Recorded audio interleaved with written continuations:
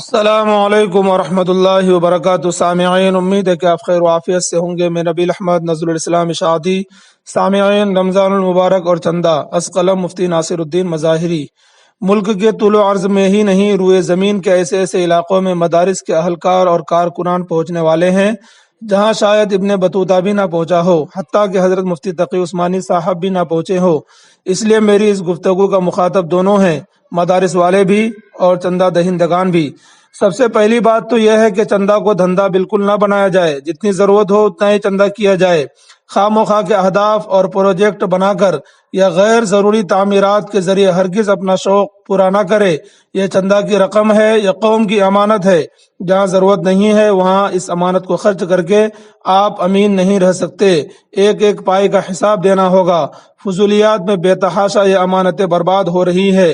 طبق پر طبق، فلک پر فلک تعمیر کر کے آپ اپنوں ہی کے نشانے پر نہیں آئیں گے، بلکہ اپنے اور دین کے دشمنوں کی نظر میں بھی برا بن کر چبھیں گے۔ اسی طرح آپ کا مدرسہ کس معیار کا ہے اور چندہ کس معیار کا کر رہے ہیں، یہ بھی سوچنے کی بات ہے۔ بہت سے محصلین کے مدرسوں میں طلبہ ہی نہیں ہوتے اور چندہ کے لیے 10 گھنٹے کی فلائٹ پکڑتے ہیں۔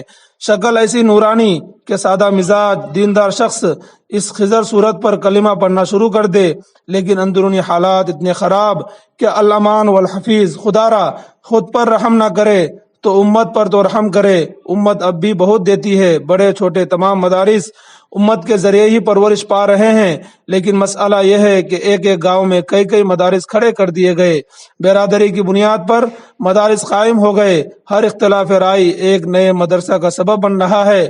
ننھے مکاتب کے محتمم صاحبان شاندار کاروں سے گھوم رہے ہیں، بار بار کاریں بدلی جا رہی ہے۔ مہمان خانے صاف و شفاف، خوبصورت ٹائل مثل 5 اسٹار ہوٹل، اور طلبہ کی رہائش گاہیں بالکل طویلہ، درس گاہوں میں صفائی ندارت، مطبخ میں بدبو، بیت الخلاء میں سرانڈ، اور محتمم صاحبان کے بے داغ کلپ والے لباس۔ طلبہ کا کھانا نہایت غیر معیاری اور محتمم صاحبان کا ناشتہ شاہانہ، کچی روٹیاں، کچے چاول، سستا گوشت طلبہ کے لیے اور ذمہ داران کے لیے مرغ مسلم۔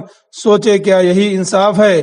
سیدنا حضرت عمر رضی اللہ تعالیٰ عنہ عید کے دن غریب بچوں کی قسم پرسی کا خیال کر کے رو پڑے اور کھانا نہیں کھایا، اور ہماری حالت اتنی پختہ ہو چکی ہے کہ طالب علموں کا درد ہمیں محسوس ہی نہیں ہوتا۔ ہنسی تو آتی ہے، یعنی جن گاؤں میں ضرورت کی کوئی چیز نہیں مل سکتی، بچے نہیں جا سکتے، مہمان نہیں پہنچ سکتے، وہاں اتنی بڑی بڑی تعمیرات موجود ہے کہ سوائے افسوس کے کوئی چارہ نہیں ہے۔ جھوٹ بول کر چندہ حاصل کرنا آسان ہے، لیکن آپ نہ یہاں ہضم کر سکیں گے نہ وہاں ہضم ہو سکے گا۔ قوم کی سادگی کا فائدہ مت اٹھائیں، اپنے وقار کا پاس و لحاظ رکھے۔ چندہ دینے والے حضرات تعلقات کی بنیاد پر چندہ نہ دے، خوب تحقیق کر لے، یقین کامل کے بعد ہی چندہ دے۔ بہت سے شاطر افراد اپنی وجیح و پرکشش نورانی شکل سے خوب دھوکہ دیتے ہیں، ایسے دھوکے بازوں سے بچیے۔ تحقیق کا جو بھی ذریعہ آپ اختیار کرے آپ کا حق ہے، فرض بھی ہے اور قرض بھی ہے۔ سامعین، آپ کو امید ہے کہ پوری بات سمجھ میں آ گئی ہوگی۔ اس ویڈیو کو زیادہ سے زیادہ شیئر کریں۔ ویڈیو کے متعلق آپ کی کیا رائے ہے کمنٹ کر کے ضرور بتائیں۔ چینل پر نئے ہیں تو چینل کو ضرور سبسکرائب کریں۔ السلام علیکم ورحمۃ اللہ وبرکاتہ۔